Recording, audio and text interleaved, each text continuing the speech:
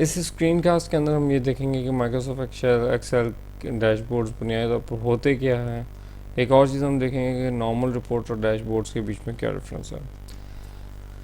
Dashboard primarily आप इस definition से देख सकते हैं, विकिपीडिया से की सोर्स से उठाई हुई एक डेफिनेशन है कि डैशबोर्ड एज अ कंस्ट्रक्ट, ठीक है ना, जो कि आपको सेट ऑफ इंडिकेटर्स देता है और ये टाइमली इंफॉर्मेशन आपको प्रोवाइड करता है। आपके पास दो चीज़ें होती है, एक one thing is called timely information, other one is real time information.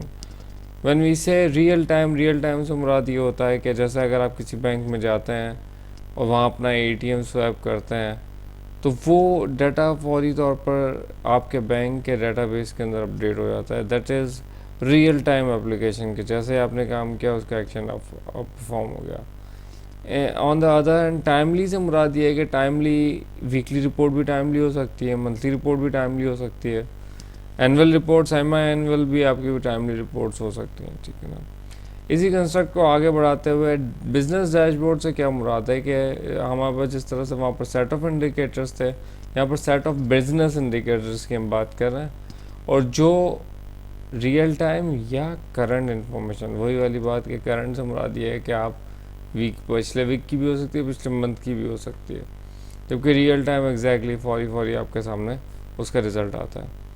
और यहाँ पर एक बहुत अहम बात है कि आपका जो डैशबोर्ड का डाटा होता है that is collected from different sources. Primarily कोई एक सोर्स नॉर्मली नहीं होती जब आप डैशबोर्ड बनाने जाते हैं कि जहाँ से आपके पास डाटा आ रहा होता है, ठीक है ना।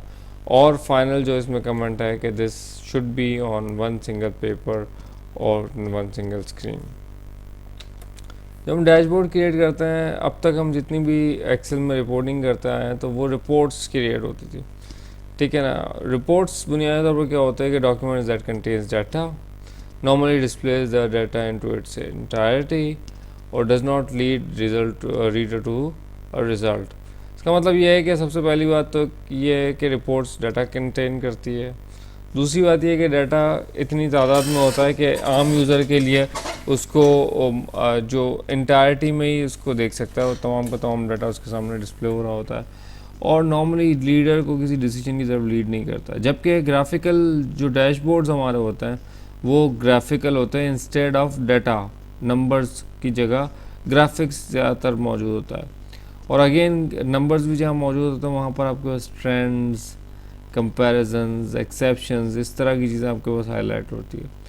दूसरा जो डिफरेंस है रिपोर्ट्स और डैशबोर्ड के बीच में, कि डैशबोर्ड जो है हमारे जैसे आपके पास कॉन्टेक्स्ट होता है डैशबोर्ड का। अगर आप एचआर का डैशबोर्ड बना रहे हैं तो उसमें एचआर रिलेटेड बात करेंगे, अगर आप एडमिन का डैशबोर्ड बना रहे हैं तो एडमिन रिलेटेड बात करेंगे, तो वो रेलेवेंट टू द कॉन्टेक्स्ट होता है, किस कॉन्टेक्स्ट में हम बात कर रहे हैं, ठीक है ना।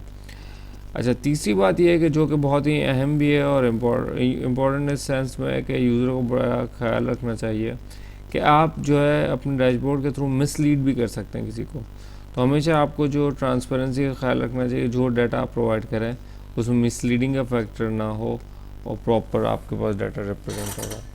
इस स्क्रीन कास्ट के अंदर हमने ये देखा कि डिफरेंस डैशबोर्ड इटसेल्फ होता क्या और रिपोर्ट्स और डैशबोर्ड के बीच में क्या डिफरेंस होता है। Thank you.